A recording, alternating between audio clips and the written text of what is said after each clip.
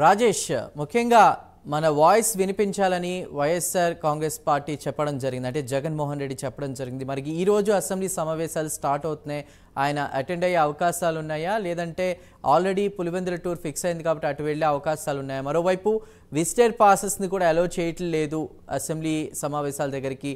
అటు ఎవరైతే ఎమ్మెల్యేలుగా ప్రమాణ స్వీకారం చేస్తున్నారో ఈరోజు వాళ్ళకి సంబంధించి కుటుంబ సభ్యులను కూడా ఇక్కడ అలో చేయట్లేదు అనేది కూడా తెలుస్తోంది. అప్డేట్స్ ఏంటి?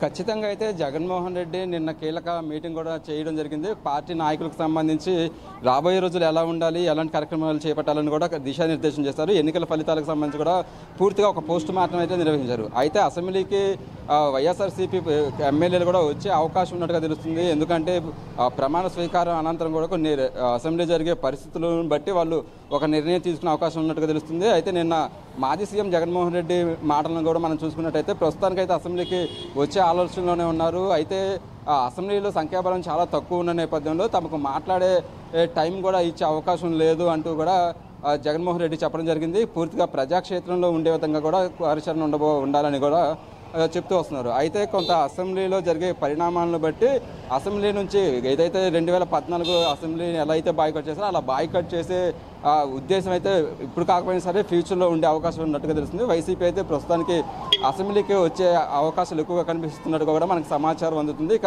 అసెంబ్లీలో సంబంధించి కూడా వీవీఐపీలు ఇవాళ చాలామంది తొలిసారిగా గెలిచిన వాళ్ళు కావచ్చు, అటు పవన్ కళ్యాణ్ అలాగే సీఎం చంద్రబాబు ప్రమాణ స్వీకారాలు ఉన్న నేపథ్యంలో పాసులు కూడా చాలా లిమిట్గానే ఇవ్వడం జరిగింది. పూర్తిగా అయితే అటు మీడియాకి అలాగే వీవీఐపీలకు మాత్రమే పాసులు ఇవ్వడం జరిగింది. దాదాపు 200 నుంచి 250 మందికి మాత్రమే ఆ పాసులు ఇచ్చినట్టుగా తెలుస్తుంది. పూర్తిగా అయితే విజిటర్స్కి అయితే పబ్లిక్కి అయితే అలాంటి విజిటర్స్కి అయితే ఎలాంటి పర్మిషన్ అనేది లేదని చెప్పుకోవచ్చు. పూర్తిగా మనం విజువల్స్లో చూసుకున్నట్టయితే దాదాపు ఇప్పటికే అందరూ ఎమ్మెల్యేలు అలాగే వీఐపీలు మినిస్టర్లు కూడా ఇదే రూట్లోంచి బయలుదేరి వెళ్ళడం జరిగింది. పూర్తిగా మనం విజువల్స్లో చూసుకున్నట్లయితే మరికొద్ది సేపట్లోనే 9:30కి అసెంబ్లీ కూడా ప్రారంభమయ్యే అవకాశం ఉన్నట్టుగా తెలుస్తుంది. ప్రొటెం స్పీకర్ గోరంట్ల బుచ్చి చౌదరి ఇవాళ ప్రమాణ స్వీకారం చేయించిన అనంతరం కూడా ఇవాళ రేపు ప్రమాణ స్వీకారం అలాగే రేపు కొన్ని ప్రసంగాలు సీఎం హోదాలో చంద్రబాబు అలాగే డిప్యూటీ సీఎం హోదాలో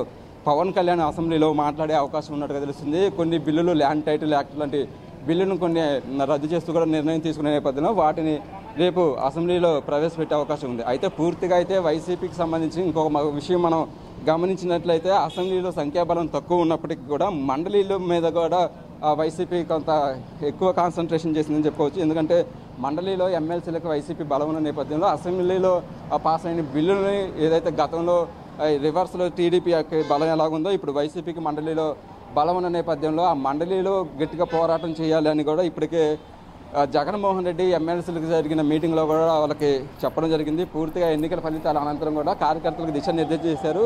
ఎమ్మెల్సీలకు సంబంధించి అయితే జగన్మోహన్ రెడ్డి చాలా గట్టి నమ్మకంతో ఉన్నారు. మండలిలో వైసీపీకి బలం ఉన్న నేపథ్యంలో బిల్లులను అక్కడ అడ్డుకొని తమ వాయిస్ అనేది మండలిలో వినిపించాలి అనేది కూడా జగన్మోహన్ రెడ్డి ఆలోచనగా ఉన్నట్టుగా తెలుస్తుంది. ప్రస్తుతానికైతే ఆంధ్ర రాష్ట్ర ప్రజలు ఎదురు చూసిన ఒక అపూర్వమైన ఘట్టానికైతే మరి కాసేపట్లో టైం రానుందని చెప్పుకోవచ్చు. అటు సీఎం హోదాలో చంద్రబాబు అలాగే 10 సంవత్సరాల తర్వాత అలాగే ఎన్నో రాజకీయ విమర్శలు వ్యక్తిగత విమర్శలు చేసినప్పుడు కూడా పవన్ కళ్యాణ్ భరించి 10 ఏళ్ల పాటు రాజకీయ పోరాటం అనంతరం కూడా డిప్యూటీ సీఎం హోదాలో కూడా అసెంబ్లీలోకి అడుగు పెట్టడం తొలిసారిగా అటు ఎమ్మెల్యేగా గెలవడంతో పాటు అటు మంత్రిగా కూడా చాలా కీలక శాఖలు పవన్ కళ్యాణ్ తీసుకోవడం డిప్యూటీ సీఎం ఏదైతే ఆల్మోస్ట్ సీఎంకు ఉన్న ప్రోటోకాల్ కూడా పవన్ కళ్యాణ్కి ఇవ్వడం జరిగింది. ప్రత్యేకంగా అసెంబ్లీలో కూడా పవన్ కళ్యాణ్ కాన్వాయ్కి కూడా ప్రత్యేకమైన రూటును కూడా కేటాయించారు. అటు చంద్రబాబుకి పవన్ కళ్యాణ్కి వీళ్ళిద్దరికీ మాత్రమే ఒక ప్రత్యేకమైన రూటును కూడా అసెంబ్లీలో